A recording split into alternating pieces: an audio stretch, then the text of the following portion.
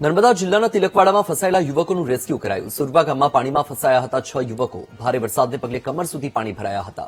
તિલકવાડા તાલુકામાં એસડીઆરએફે યુવકોનો જીવ બચાવ્યો છે. નર્મદા જિલ્લા તંત્ર અને એસડીઆરએફની ટીમ કામે લાગી હતી.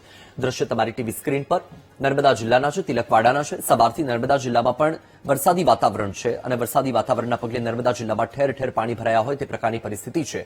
અને એ પરિસ્થિતિની વચ્ચે 6 યુવકો ફસાયા હોય એવા અહેવાલ પ્રાપ્ત થયા હતા. એ સુરવા ગામમાં પાણીમાં યુવકો ફસાઈ ગયા હતા.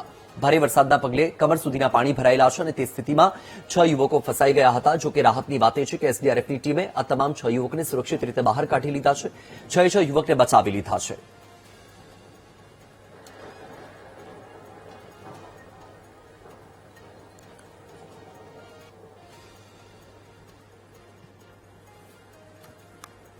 નર્મદાના ડેડિયાપાડા વિસ્તારમાં ભારે વરસાદથી જળાશયોમાં નવા નીરની આવક થઈ છે. કરજણ ડેમમાં 1 લાખ ક્યુસેકથી વધુ પાણીની આવક થઈ. ડેમના 7 દરવાજા ખોલવામાં આવ્યા. 3 મીટર સુધી ખોલીને પાણી છોડવામાં આવ્યું.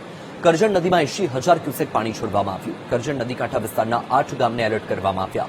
કરજણ ડેમમાં જળસપાટી 108.4 મીટરે પહોંચી ચૂકી છે. દ્રશ્ય તમારી ટીવી સ્ક્રીન પર. કરજણ ડેમમાં સતત પાણીની આવક યથાવત છે. નર્મદાના ડેડિયાપાડા વિસ્તારમાં ભારે વરસાદ છે અને તેના કારણે જળાશયમાં નવા નીરની આવક થઈ રહી છે. ત્યારે કરજણ ડેમમાં 1 લાખ ક્યુસેક પાણીની આવક થઈ છે અને તેની સાથે જ ડેમના 7 દરવાજા ખોલવામાં આવ્યા છે.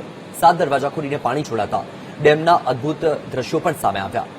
7 દરવાજા 3 મીટર સુધી ખોલવામાં આવ્યા છે અને પાણી છોડાઈ રહ્યું છે, જેના કારણે કરજણ નદીમાં પણ જળસ્તર વધી રહ્યું છે, કારણ કે 80,000 ક્યુસેકથી વધુ પાણી છોડવામાં આવી રહ્યું છે.